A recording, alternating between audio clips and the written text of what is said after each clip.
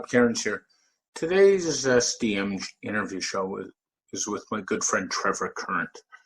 Trevor is a professional web designer who runs an agency. And in today's episode, we talk about Trevor starting your own business and Trevor's health journey and the creation of a Facebook group to help web professionals with their health needs. Sit back, relax, and enjoy the ride as I talk to Trevor Current. Hey everybody, Rob Cairns here with my friend Trevor Current today, and we're going to just talk about a little bit about Trevor's business, his journey in life, and a little bit more. Hi Trevor, how are you today?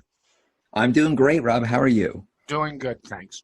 So I know, you and I have talked a while. We were talking a little bit before we did this recording, and we've talked, I guess, on Facebook for some time now. Shout out to our friend Kim Doyle for having the Amazing Content Creators group, because that's where you and I first met. So that's right. And you sent me a pretty short bio and an extended bio. Why don't you just kind of summarize it and tell us a little bit about yourself, what you do, and how you do it? Yeah, sure. So I am a professional graphic designer. I've been in the design industry for over 28 years. I have primarily focused on print, brochures, collateral, packaging. We've done a lot of consumer packaging work. That was probably for 20 years of my career.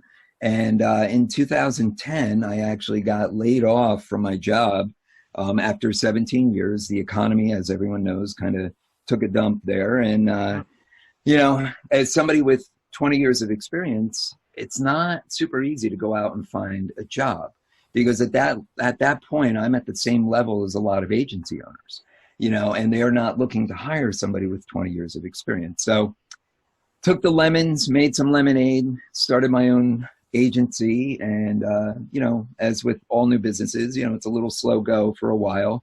And, it's been picking up really nice over the years. In 2018 was our best year ever in business. And it's definitely been a journey. Sometimes a struggle, but we're feeling good now. Good. That's a good thing. And it's funny when you mentioned 2010, because that's about the time I started my own agency. So Yep. There's a lot of similarities there. That's when a lot of layoffs happened in the public the private sector, and things changed. And, sometimes when you have to go out and earn money, you do what you got to do. Like, that's just the way it is, right? Yeah, that's right.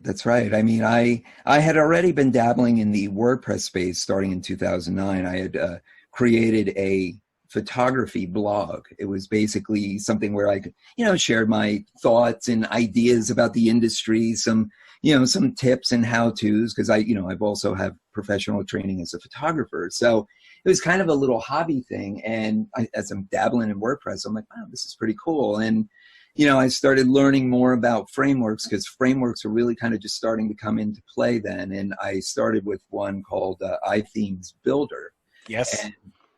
And it was really kind of revolutionary for what I could do and the flexibility I had. I'm like, wow, this is great. I can actually now design a homepage or design a website in Photoshop and then take that layout and actually build it in WordPress. I mean, this was like earth-shattering, because everything else was pre-made templates, and you could change some logos and some colors and stuff, and that really was kind of it. So that's kind of how the whole web side of it started. I pretty much transitioned to 100% digital now. I really don't do any print work anymore, other than my own stuff. And we still do design, obviously, for the site. We'll do a logo design if someone has the budget for it. And we will create other graphic elements as needed. But yeah, we're pretty much 100% websites now. It's funny how you mention iThemes. They've gone through some transition, and the biggest one they recently had was Liquid Web bought them in the last year. And as of last month, many of us know Corey Miller quite well. He's been in the community for a long time, and he's been pretty helpful to people in the community. And he's actually no longer with Liquid Web as of, I guess, last month now. It's Yeah, I think he not, did his 1 year transition and then he was out. yeah. Yep. It's funny you mentioned you started with iThemes Builder. The framework I started with back in 2010 was a framework called Headway, which is Yep. kind of gone by the wayside, and they went through some mismanagement issues, we'll call them. I think where they had their issues was they got into too many people with grandfathered in lifetime licenses, me being one, Yep. and the revenue stream became interesting to say the least. But they were kind of the first one as we go into the Gutenberg era to have mentioned blocks, and they were all based on the concept of blocks back then, Right. Right. before Right. anybody else was, interestingly enough. So Yep. they had the model, they just didn't have the marketing and the business behind the model, if you know what I mean. So Yeah, yeah. There's, a lot of these SaaS companies that come out with these, lifetime deals and stuff like that. I mean, they really need to control that because that will come back to bite them at some point if they can't convert these people that own these licenses into, upsell them into another product or something. They're, a big chunk of their customer base is done. They're done and paid, and now they have to continue to support them for indefinitely. yeah. So as we move on to WordPress, we all know security's become a big issue in the last year, more than ever before. And I hate to tell people it's going to be getting worse. I mean, we've seen some hits with some big plugins. The big one being back in November, if you recall, the GDPR plugin that got pulled from the repository with over 500,000 installs because it got hacked. If you recall that one. Yeah. I, unfortunately, for the first time in 8 years, got hit by a hack because of that one. So Wow. I have European clients, so I had major issues there. How do you guys handle security? Do you see it going away? Do you see it being a problem?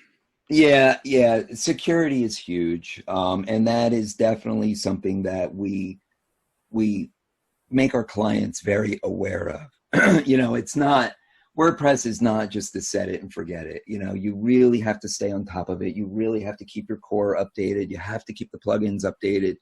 And you have to be using plugins from reputable developers and people who are constantly updating, who Yes. are constantly, keeping, not just for features, but for security. The developer needs to understand security so when there is a problem, they know how to fix it. And there's so many plugins out there that just are not of that caliber. So that's first and foremost. We stay away from any questionable plugins. We only use, we've got memberships for several different companies, and they have a business model. They're making money because they have a business model. So I put my trust in them that they're going to continue to develop and maintain, these plugins. And and then, relying on a security plugin solely, within your WordPress site is not good either. WordFence is great. iTheme security is great, and they have their place and they do their certain duties. But I also think it's important to really look at your server level security. Make sure you've got your firewalls in place. Make sure that your patches are always done. And this is where managed hosting comes in, because a lot of people that just go grab a VPS on GoDaddy or something like that, they're not necessarily patching these servers. They're kind of putting it on you as the server, the partition, the VPS owner to do this type of work. And if you're not on top of security daily, you will get breached. It's not an if, it's a matter of when. And I agree with you. I kind of have a philosophy in my business, and one of the things I offer is security care plans. And notice how I don't use the word maintenance plans. Yep. And to be honest with you, my slogan is, it's not that you will be hacked, it's when you'll be hacked and how do you recover from that hack. And that, to me, is kind of the key out there these days, because everybody's going to get hacked sooner or later. I hate to tell you. And the other philosophy I go by, and you sort of talk about the server side, is your web host, especially if you're on a server or especially if you're on shared hosting, has to be part of the solution as far as That's right. Absolutely. Absolutely. And this is where, I find concern with some of the providers that are out there is, they are selling a pseudo managed solution. Yeah. And that solution for, it's kind of, I think, a little misleading to develop designers, let's say, and developers who are using these services, who are not fully aware of what their duties are, what they need to do. And then they learn real quick when there's a problem, and they contact support, and support says, oh, well, we're not responsible for that. You need to take care of that. And then they're left behind the eight ball, and if it's their own personal site, that's bad enough, but let alone a bunch of client sites that you have problems with. So yeah, we don't put our eggs in anybody's basket that can't that can't deliver results. That's for sure. I know everybody's got their favorite web host. Who is your host of choice, Trevor? Do you have one? Well, obviously we have our own system, but if I were to recommend somebody, suggest somebody, I would definitely lean more towards WP Engine or Flywheel. Okay. Because I think they are truly good managed solutions at a premium cost, no doubt. But to that, I say that if you're in business and your website is important enough to your business, then it's worth making the investment to secure that business, to secure that website, and to make sure that it's protected. I must admit, over the years, I've used both Managed WP and Fly Engine. They're both well known. I think, is Flywheel not on the recommended WordPress page if you go there for hosting, I believe, as of recently. I tend personally to lean towards SiteGround, but I don't mean on a shared hosting. I run several dedicated boxes, so for me and the reason I throw them out there is I've had nothing but good support out of them over the years. They don't slouch off a lot of little stuff and say, oh, by the way, if you want help with this, it's $50. If you want right. And there's no question that the two you mentioned have the same reputation out there. So. Yeah, no, they and WP Engine and Flywheel are definitely on that premium side. They are more expensive. You can definitely get a really good solution with SiteGround. A lot of people use SiteGround. A lot of people are very, very happy with it. I don't have personal experience with them, but it is a good solution. I know a lot of people are using Cloudways right now. Yes. Cloudways is becoming like the new buzz term in a lot of our groups that we're in. And, some people have great results with them and some people have horrible results with them. My biggest concern is read the fine print. I agree. Because, a lot of their, my understanding, their tech support can be fantastic if it's the right problem. And if it's a problem that their tech support is not ready to handle, I've heard people getting very rude and curt responses and that, oh, that's not our problem. And you need to figure that out. And so if you're going into Cloudways, I think it's a great solution, but you better be prepared to do the work. No question. And, the caveat I would throw out there for anybody listening, and I've been touting this one for about 4 years now, is if Endurance International Group is involved in the host, you probably want to find somewhere else to go if you're serious about your business website. And the other company I'd throw in the middle of that, and I have a couple of friends that work for them, so sorry guys, is GoDaddy's another as far as I'm concerned. And then the third one that I kind of throw in there for hosting, yes, I've been through problems over the years, is that big monster called oneandone.com. They're another one that I would kind of avoid like the plague if I had a choice. But I agree. Okay, so you talked about you being a WordPress development shop, and what is the most interesting project that you've ever been involved in? Well, we just redid a website. We completed it last year for an organization called News Media Alliance. They are an organization here in Virginia, and they basically cater to the news print industry. So whether it be newspapers, magazines, what have you. So they produce a ton of content. The rebuild of the website required us to basically reformat around 800 posts and pages. Wow. Because their previous site was built using Visual Composer. And if anybody's used Visual Composer before, you know that Visual Composer uses proprietary shortcodes to format the pages. Yes. So every page had broken shortcode on it. And it was kind of a nightmare. But now the site is rebuilt. It's much faster. It's much cleaner. It's more consistent. And we actually built it using iThemes Builder for the base framework, which solved most of the page formatting issues. And then for the more complex pages, we dropped in Elementor and did some really beautiful design work. But what's cool about this is it's a membership site. Okay. So we had to integrate a single sign-on with the Net Forum Association management system. And that, as you can imagine, has its complexities.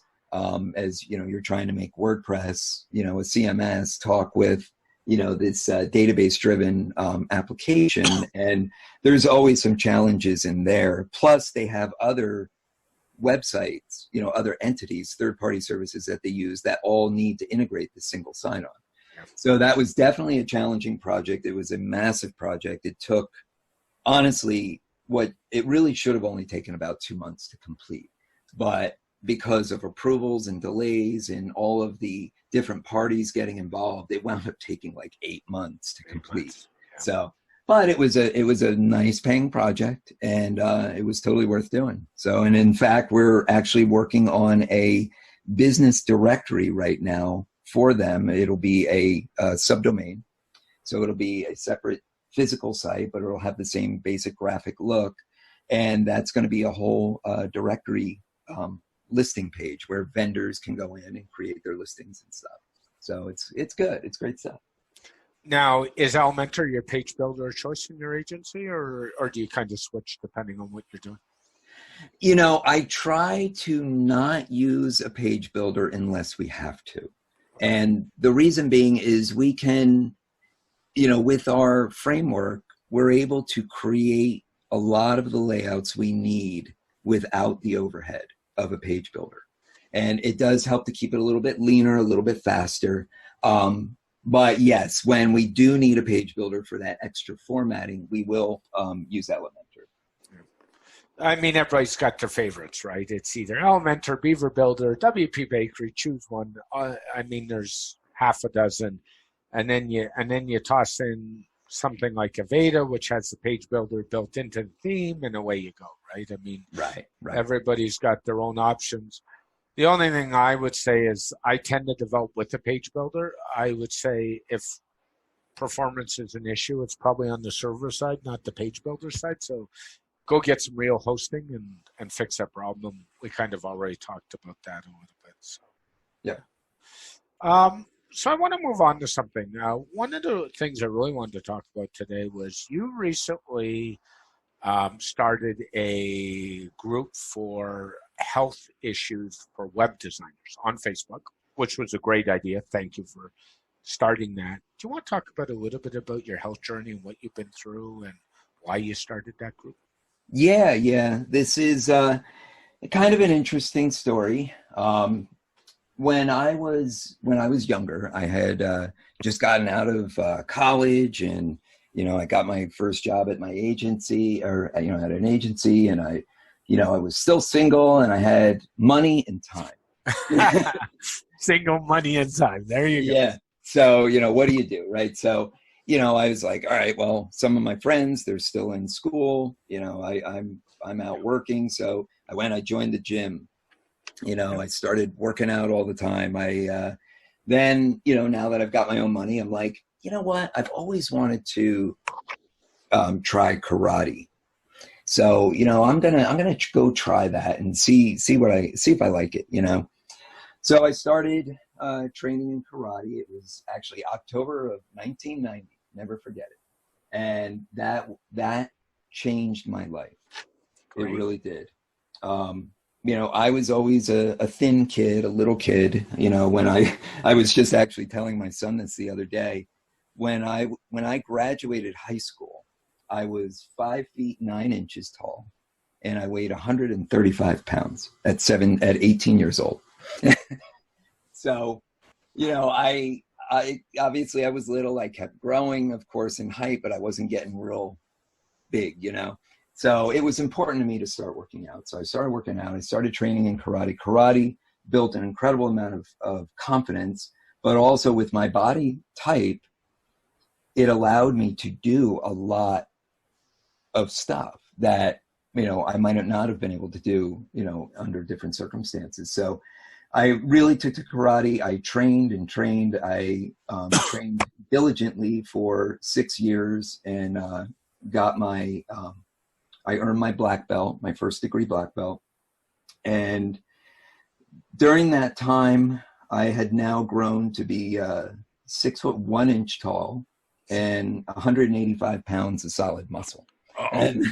And I had the endurance, I had the strength, and the ability to kick ass. You know, I mean, it was good stuff. So, you know, and then years go on, you start dating, you get married, you buy a house, you have a couple kids, yep. You have the happy fat sets in, you know, and I put on a couple pounds and everything, but, you know, I was still active. I was still doing stuff. I was still training off and on, you know, more intermittent for the next 10 years or so.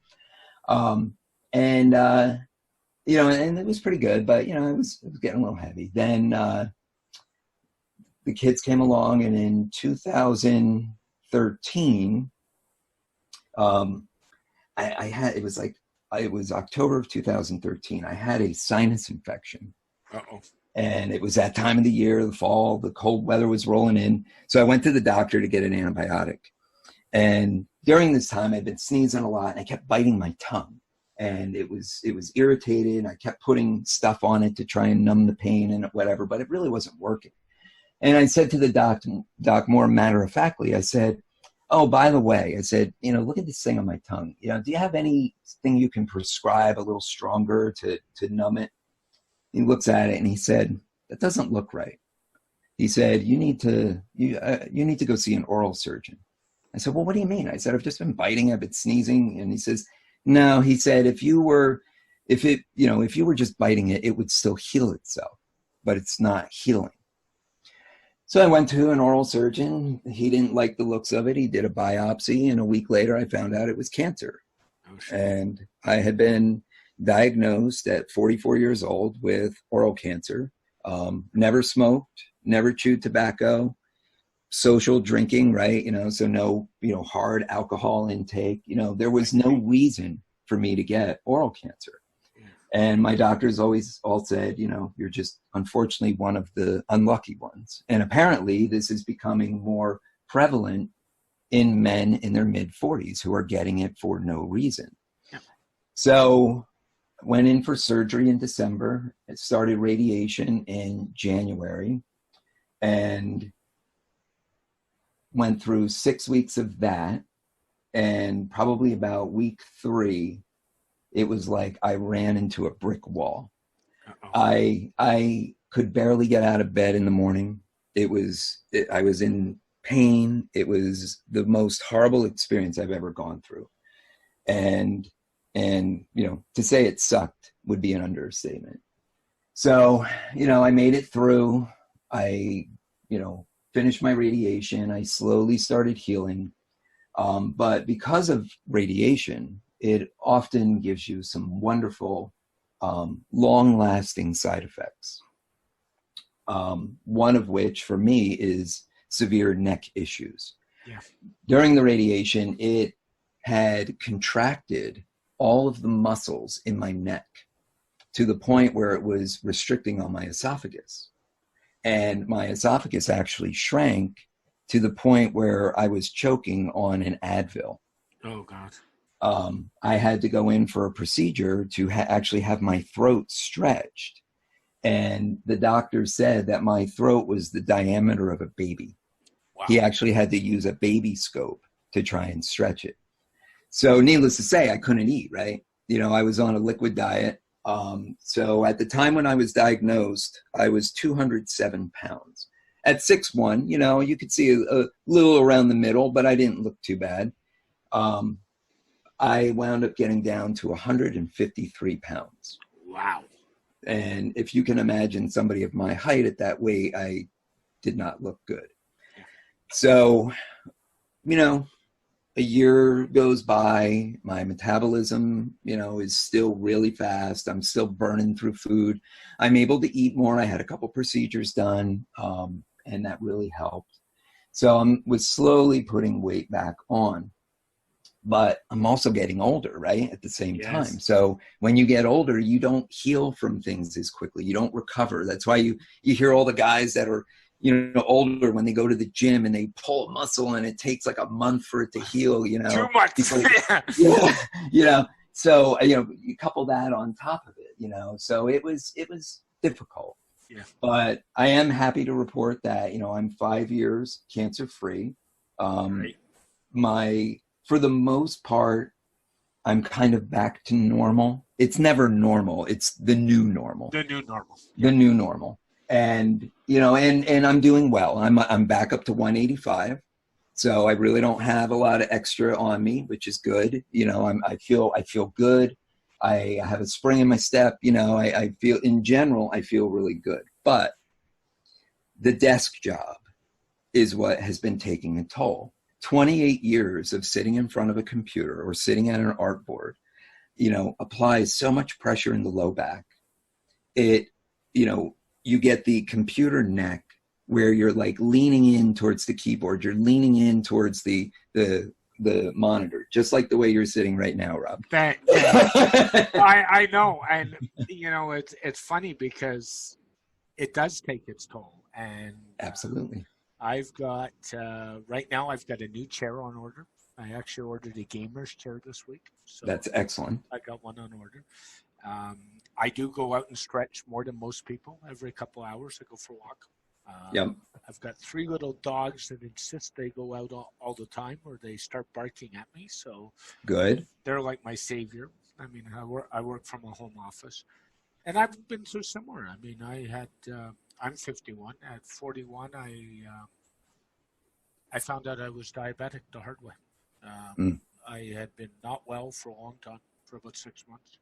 Walked into a walk-in clinic and said, run diabetic tests now. And they ran tests, and in between getting the results of those tests, I ended up in the ER, almost in a diabetic coma. Wow. So I've been through almost died, actually. I spent my 41st birthday in critical care. Wow. Wonderful me for a day. And then I kind of looked at them, and their big mistake in the hospital, in my case, was they made the mistake of putting my IV on one of those IV poles on wheels. Mm-hmm. So I just kept walking all day. Oh. And I kind of looked at the doctor, and the doctor said to me, "You're going to hurt yourself?" I said, "No, I want out of here, and I want to feel better." Yeah. And yeah, there was that. It was in my family really bad. And not only was it in my family, I was in a relationship at the time when I was living with somebody who also had health issues, but the health issues, I think some of it was in her head, if you know what I mean, and it was dragging my lifestyle down. And absolutely, yeah. So I'm out of that. I've been out of that for 3 years now. I got married for the first time at 49, and I've gone from 295 to 180 pounds. So that's I wow. did it in a year. And you and I have talked about this, and I do mine by strictly walking. Yeah. So I go.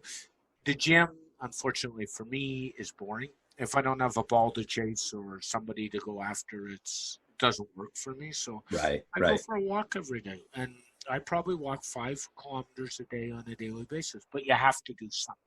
You have to do something. That's absolutely right. And that really is what my problem has been. So, Yeah.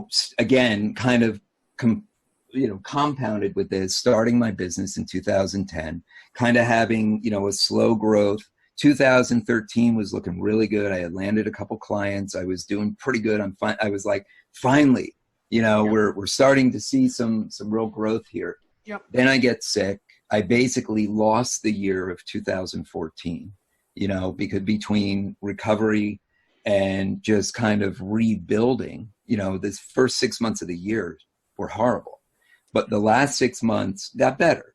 It started with our family summer vacation, and that was kind of a turning point for me to have a better outlook. And that positive energy, think what you will about energy in the universe and all, but, that positive energy, I think, started to make a difference. I don't disagree. I mean, if you hang around people that are negative, you will become negative. I mean, if you hang around negative energy, you become negative. I'm a big believer of that. I'm a big mindset person, and I really believe 90% of what we do is in the brain, and the other 10% is just kind of doing it. So yeah, that's what they say, mind over matter, right? Yeah. So you beginning of the so the group, yeah. Yep. So the beginning of the year, this year, everybody was posting their New Year's resolutions, in our Facebook groups, and everybody was like, this year, I'm going to get more fit. This year, I'm going to start losing weight. This year, all these things, and I'm starting to sense like, wow, we really are all in the same boat. I mean, anybody that's been, sitting in a desk for any length of time, we do have a lot of young people in these groups that we're in who haven't gotten there yet. Yes. But the word is yet. They will, if they don't change their lifestyle, if they don't change their habits. So I saw, I looked around actually to try and find like a fitness oriented group that would be more for the desk jockey, not for the bodybuilder, not for the cross trainer, not for somebody who's like ridiculously fit. And I didn't really find anything. So I'm like, you know what? I'm going to start a group, and I want it to be a place where all of us like-minded and like situation people can kind of commiserate and encourage each other. Share your stories, share your goals, share your successes with your goals, and share your failures, because we all learn from failures. If you're not learning from your failures, you're not learning, you're not moving forward. So you have to fail to succeed. Absolutely. You have to fail to succeed. And I am a perfect case of that. Me too. I try to make myself get up and at least move around and stuff. And actually, as we're on this call, I have a stand-up desk. It's in the upright position, and I've got this awesome floor mat with these raised edges on it. I know you do. Yep. And I'm fidgeting around on it right now, and honestly, I feel really good. Nothing hurts. My low back doesn't hurt. My neck doesn't hurt, and I have more energy. So true. I mean, I don't use a stand-up desk. I've tried them. It's not for me. But what I will do is, if I'm on a long call and I'm not the one presenting, I'll often mute my mic and get up and walk in the middle of the call. Absolutely. Something. There's all kinds of ways.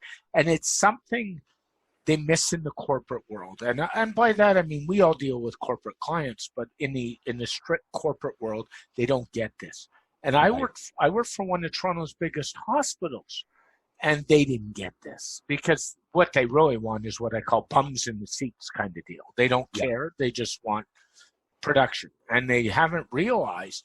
And it's one of the things the Japanese and the Chinese have way ahead of us in North America, is that they give their employees rest breaks, time breaks, whatever. I mean, I know when I worked in the corporate world, I take a half hour of my hour lunch break, and I take a nap many days. And people would look at me and say, how can you do that? And I felt great in the afternoon. Absolutely. And people don't get stuff like that. They don't get that taking care of yourself. And that doesn't mean just physically, emotionally too. Like, yes, read the right stuff, hang around the right kind of people. house clean your life. I've done this in a 4-year period where I've taken all the negative people in my life and I've gotten rid of them. They were friends at one point. They served a purpose at one time. There's a reason they were there. And then I just kind of looked at and said, is this really a beneficial relationship? No? Okay. And we've all done that. And I think you got to keep doing it. And the older you get, the less tolerant you get, too. I know. We're getting old and crotchety, right? Yeah. So, I mean, but you got to look after yourself. And the one thing I like about your group is it's kind of we all talk about health reasons and help, and nobody's judgmental, and nobody, I mean, now it doesn't surprise me because a lot of the people are from a couple other groups that you and I are both part of. Right. And those groups aren't judgmental. I mean, we're really lucky. And just being around the right people makes a difference. And we all have bad days. I had one yesterday. I had a terrible one yesterday. Yep. And we all have bad days, but it's how you deal with that mentally and how you move on kind of thing. Yeah, I agree. And that's if I have a day that I'm not in the right frame of mind to be interacting with people, whether it be in real life or online, then I don't. Because I don't want my negative energies to come off onto other people, nor do I want other people to think, man, this guy's an ass. Like, why is he acting like this? And so I don't want to do that. So then I will try and change my focus and do something else. And, luckily, being in our own business is sometimes it's a nightmare, but it definitely has a lot of benefits as well. And if I need to step away for a little bit, then I'll step away for a little bit. If I get off a call with a client and it was frustrating and I know that I'm not going to be able to concentrate for a little bit, you know what? I'll go outside with the dog and I'll throw the ball for a little bit. And she always makes me feel better. I come inside, I got a big smile on my face and I'm like, all right, let's go, and then you move on. And one of the things I do, believe it or not, if I'm having a tough day, I'm a big Tony Robbins guy. I always have been. And Tony's all about mindset. I've seen Tony speak numerous times. I've done Walk on Fire with Tony a couple of times, his group. And I'll go to a Tony Robbins podcast and he does these short little 15 or 20 minute ones. And he doesn't talk about just business. He talks about relationships and life and mental health and all kinds of stuff. And then I feel better. So you have to find what works for you and do it kind of thing. Like not everything works for everybody, does it? No, it doesn't. You really need to find something that's going to work for you. And for me, like what you said, I'm not really into the gym anymore. I've got weights here at the house that I can use for that toning stuff. But really what I want to do is get back into martial arts. I want to start training my son. My son is 11 years old and he's going to be going into junior high next year. Nice. A lot is going to change. He's going to be in a completely different school with a lot of different people he doesn't know. And, he's a little guy like I was too. So I think this is going to be a great opportunity. I said to him the other day, I said, we're going to start training together. I want to get back into it and I want to teach you. He's resistant to it. He heard stories about my black belt test and I think he's afraid of getting hurt, but I'm like, you're not going to get hurt. So, one of his other buddies, I'm going to bring him in too. And we're going to train the three of us. And I want to work towards getting my flexibility back. Rob, if you could have seen some of the stuff I did, I mean, it was just nuts. I mean, I'm doing jump spinning kicks, like, 7 feet in the air. I don't expect to ever get back to that. Yeah. But to have that flexibility again, to be able to, just to be able to do a full split again, not that I'd want to or really have any reason to, but, just to be flexible, to be able to be strong and to have the energy, at 50 years old, I want to have energy. I don't want to be the guy sitting in the chair. I want to have the energy. I want to keep moving. I want to keep doing, because when you stop doing is when you stop living. Oh, no question. I mean, I'm not a big TV watcher. I'm a big sports fan, but I'm not a big TV watcher. So I watch maybe an hour a night, an hour and a half if I have time. That's the other thing. Right. And if I'm watching stuff, I'm usually watching it with my wife. But I mean, I like to get out and do stuff, and that's the key, is to get out and do stuff. I mean, for a long time, I have one. I don't wear it in winter. I have a Fitbit. I have two of them. They're a good barometer to help you, or wear an Apple Watch, or do something whatever motivates you. And it was funny because Fitbit bases their default on 10,000 steps. I changed my default to 20,000 steps. Because I find on an average day, I'm probably 30 to 40,000 steps, which is high, by the way. Right. Yeah. And it was funny because how I started walking wasn't even to lose weight. It was because I was having issues going back to that bad relationship. I used to walk to clear my head. Yep. And what I do is, I had a client that I was with at that time 3 days a week. And I used to take the subway home. So I'd walk 5 subway stops. Then I'd walk 6 subway stops. Then I'd walk 7 subway stops. And it was all uphill. So not only did I clear my head, it took me an hour and a half, who cares? But it was good for me. But I also started to lose weight. Yeah. And then I just realized how much I liked walking again. And I just keep walking. Like, my wife and I don't own a car. I'm 51 and I don't even carry a driver's license. People laugh, but I don't. My wife does. I don't. And I walk, and I don't mind walking. I like to walk. And in our community where we live in Toronto, there's a lot around here, so I walk. And and people say, what do you do when it's winter? Unless it's a bad day like last Monday, because we know what last week was like, right? Yeah. I'll walk when it's cold. I don't care. Last night it was icy and freezing out, and I went for a walk. And first thing my wife said to me is, be careful. I just keep doing it, right? So, throw on some cleats and go on out. and make it part of your routine so it's not even. Well, that's what it's about. It's about building new habits. Yes. You can't say, I'm going to go on a diet. Diets don't work. I agree. Diets don't work. You need to view it as, I'm going to change my eating habits. I don't, and I haven't even done that, would you believe? I was diabetic. I still see an endocrinologist. I am the only member of my family ever to come off diabetic medication 100%. That's awesome. So that's good. That's huge. And my endocrinologist looks at me and says, do you still have a bowl of potato chips every night? And I look at him, I say, yes. And he said, good, don't stop. And I looked at him and said, excuse me. He said, if you stop, you start binging. Don't stop. That's right. That's my snack every night, literally. Yep. Notice how I say bowl, not bag. Yes, that's right. That's right. A modest bowl is fine.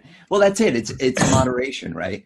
Yeah. If you deny yourself the good things in life, right, then what do you have to live for? What do you have to look forward to? But it will make you resent what it is we're doing. Yeah. And you can't do that. I love chocolate. Chocolate is my weakness. Chocolate ice cream. You are my wife. Reese's peanut butter cups. I mean, M&Ms. I love it all.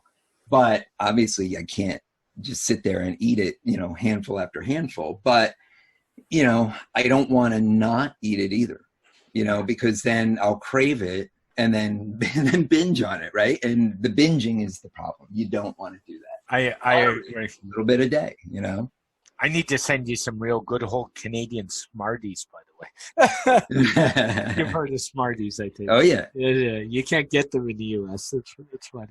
But, it's so true. And it's moderation, and it's taking care of yourself, and it's doing the right things, and it's, sleeping right.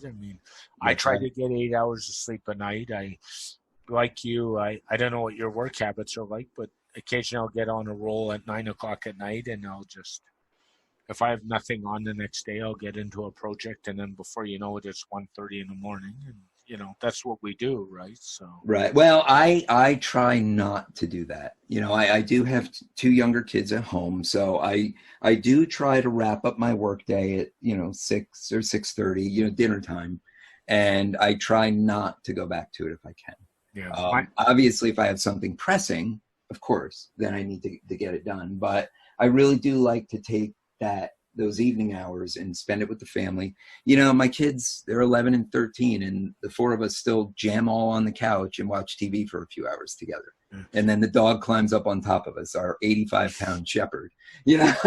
and honestly, I wouldn't change that for the world. I mean, I enjoy that, and that is kind of where I draw the line with business, work. I'm like, nope, whatever needs to be done. If it's mission critical, then fine. Otherwise, it can wait till tomorrow, because you know what? It's a website. Nobody's going to die. You know. I agree. I mean, I say I go back at it, but my wife actually works two jobs. She's a property manager for the building we work in, which is kind of a, believe it or not, a part-time job. And then she works part-time in a flower shop. And she comes in anywhere from 4 to 6, depending on how busy they are. And I will stop what I'm doing. It's after she goes to bed, because I'm not ready to go to bed. And then that's where I get caught. But I do the same thing. I stop, and because family time is important, and it's part of how you feel and part of your health, and people don't realize that. They just work. Same as vacations are important. The same as going off the grid on a weekend and ignoring your phone for a weekend. That's important. You know, I've been, you know, when I lost my job in 2010 and I started my own business, I worked from home like a lot of us do. And my kids really don't remember me working a day job. I've been home ever since they were in kindergarten. Yeah. And I've been able to get them on the bus every morning and get them off the bus every afternoon. And sure, did we have those tougher financial times for a little while? Absolutely. But looking back, I don't think I'd change it. You know, if I didn't get laid off, I would probably still be at that job today. It was an awesome job. We had great clients, amazing work, but you know, life gives you things for a reason, and what you do with them is up to you. You can either embrace them and you know, make the best of it, or you can close down and be mad at the world. But you know, it's what you do with it, and that's how you're going to move forward. I agree with you, and you kind of got to do the best you can, and and the other thing that helps too is having a family that's supportive. I mean, my wife is amazingly supportive of what I do and how I do it. If your family's not supportive and you're in business for yourself, that's part of the health equation too. Then it becomes a push-pull, and it becomes really, really, really hard. And I have to admit, I'm pretty lucky, and you sound pretty lucky. And you know. I am. My wife is a nurse, and she basically, you know, had that steady job with the benefits and everything. So that was a massive plus. Yep. And she was supportive of me doing my own thing because of the family benefits with it. Yes. You know, we have I would say a relatively modest lifestyle. I mean, we don't live extravagant. We don't live beyond our means. You know, we try to manage money. So we were able to weather that storm of the loss of income initially. Yep. And now, you know, we're in a much better position, but we're still not going extravagant. You know, we're putting money in the bank. We're putting money towards our future, you know, towards retirement, you know, which is horrible to say. But, you know, again, at 50, I mean, you have to seriously be thinking and planning for those retirement years. Oh, no question. And I don't know, like, I think my wife will retire long before I do, because I can't sit still. So that's I'm the same way. Yeah. So she said to me, we were talking about this the other day, and I think she'll retire at 65. She turns 50 this year, so I think she'll be done in 15. I don't think I will be done at 65. I can't see it happening. Well, I love what I do. So, you know, I actually had somebody ask me one time, if you had the opportunity or the ability to do anything else, what would you do? And I stopped and I had to think about it for a little bit, and nothing else came to mind. Mm-hmm. There's nothing else I wanted to do. I said, you know, I'm already an entrepreneur. Yep. I said, I've already got a design background. I have a technical background. If I were to do anything else, I would start another business, building a website, creating a product, creating a service, something like that. I said, I don't see myself wanting to do anything else. And so for me, I love this stuff. You know, I stay in the mix of it. You know, I want to keep up on it. I want to evolve with the industry and the way it's changing. And yeah, I mean, I can see myself doing this till I'm 70 years old or more, you know? Yeah. I look at guys, you know, it's funny. Two of my favorite TV shows, and, you know, it's kind of away from the health a little bit, is Shark Tank in the U.S. I'm a big Shark Tank fan. And, in Canada, we have a show called Dragon's Den that started before Shark Tank. Same idea. Okay. And one of the guys on Dragon's Den is a gentleman by the name of Jim Trevor. Jim is the founder of Boston Pizza and Mr. Luby's a franchise guy. Okay. And he's 72 years old, and he's still investing money and still out there. And people say to him, why? And somebody said to him in an interview recently, why? And he said, I love what I do. It's not about money after a point. Money's a means, but it's about doing what you want to do. And doing what you want to do and staying active, keeping your mind sharp, keep moving, keep doing, you know, that's what is going to keep you young. And that's what's going to allow you to enjoy life. You know, not the monetary part of life, but the just living, being able to be outside with the dog on a beautiful sunny day and breathing in the fresh air and enjoying it, you know? Yeah, it's so true. This has been like a great chat. I just hope some people, you know, kind of sit down and think about their health, think about what they're doing in life, and think about the career they're in and say, is this what I really want?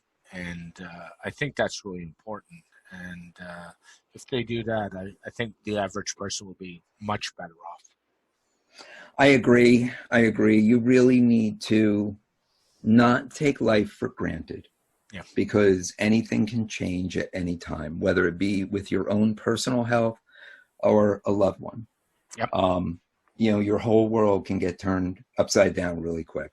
And you need to make the best of it. And yes, mind, body, spirit, you know, work, relationships, all of that. It's so important. You know, people get mad at people, they hold grudges, and they go to the grave with those grudges. You know, and it's in my opinion, it's just not worth it. You know, it's just bad. It's negative energy. It's bad juju, you know, and it's like, I just don't want any of that, you know? I would agree. And what people need to realize is sometimes the best things come out of nowhere. And I really mean that. And I'll give you an example. I got married at 49, and I married a lady I'd known for 19 years.